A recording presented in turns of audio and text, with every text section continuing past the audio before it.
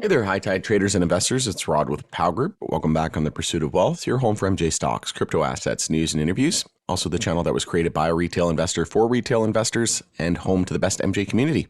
It is Saturday. Beautiful day out there today. It's October 5th. Happy Saturday. Hope you're having a great weekend so far. And in this video, we're going to take a look at the high tide chart, specifically HITI on the NASDAQ. We do have a cup and handle pattern that is confirming, and this is on the 4-hour time frame. I mentioned this to Pow Group private members, and I believe I tweeted it out on X as well. But I wanted to come on and do a quick video. It's looking like we could see some additional upside on the stock price. So everything's pointing in the right direction. And one of the shining stars in the space at the moment, very bullish on high tide long term. Very, very impressive few quarters that they've put together as well. Before we get to it, make sure to smash the like. It helps support me in the channel. If you're new, you can subscribe, tick the bell. You'll be notified on any future videos or when I go live. And as always, this is not financial advice. This is for entertainment purposes only. You should never buy or sell anything based on anything that I say or write. And full disclosure, I do own high tide. One of my larger positions in my MJ portfolio. Also, you can follow us over on X, formerly Twitter. Handle for that is @GroupPow. Going to be using that as my platform of choice going forward. So here is the cup and handle. I mentioned in a previous video that we did have an hourly descending triangle that was confirming.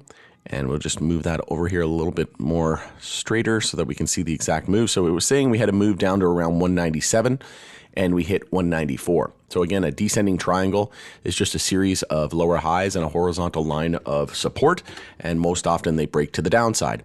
An ascending triangle is a series of higher lows and a horizontal line of resistance that usually breaks to the upside. So this is just the inverse of that, right? So this was confirmed, and this was the target played out to perfection, really. And you can see if you just ignore that little lower wick, it's basically been just hovering around that exact, just under $2, right? And we had a bit of an inverse head and shoulders here as well here on the shorter term time frames. But if we zoom out to the 4-hour time frame, and we also were gearing up for an hourly EMA 12 and 26 bear cross. When we had this descending triangle, we had an hourly EMA 12 and 26 bear cross. Now we're lining up for a bull cross. So if we take a look at the 4-hour time frame, we just had a 4-hour EMA 12 and 26 bull cross as well. So once we had that descending triangle target met, we knew to potentially expect a pretty sizable move the other direction, right? Because we had multiple bull crosses on the EMAs, and then, like I said, we hit that target of the descending triangle. And from the high there, from the local high, whoops, let me get my other tool here. From the local high there to the local bottom, we were down about 17%, right? So again, down 17%. Already hit the target, already at our EMA 12 and 26 bear cross. Now it's time to start to look the other way.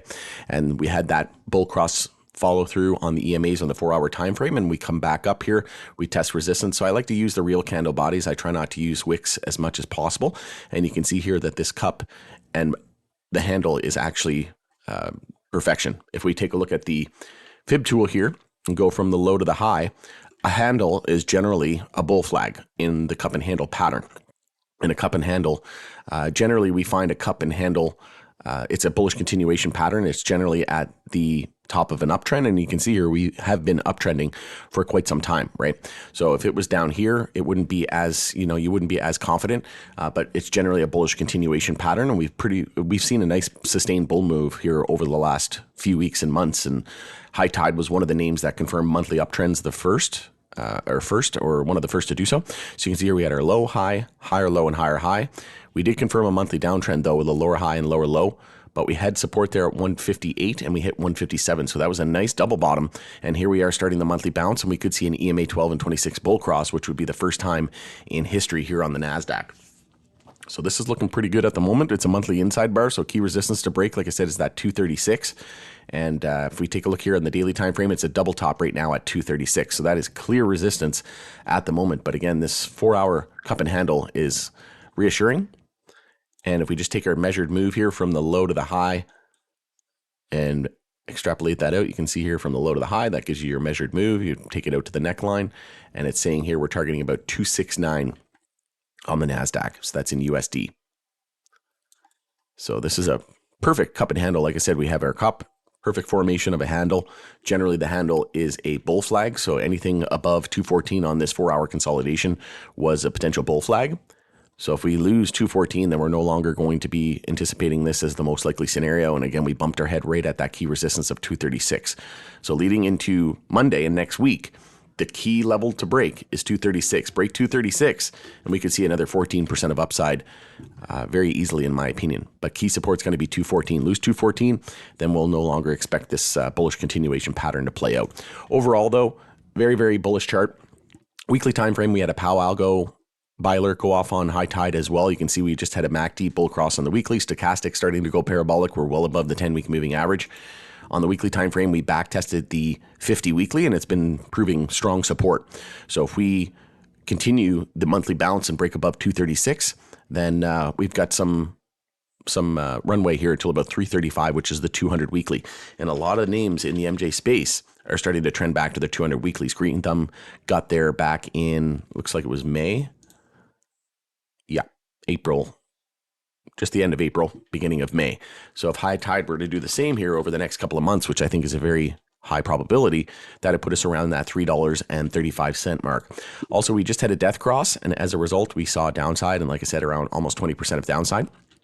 But here we are going the other way, and the 50 is actually set to cross through the 200. So now we're gearing up for a golden cross here over the next week or so.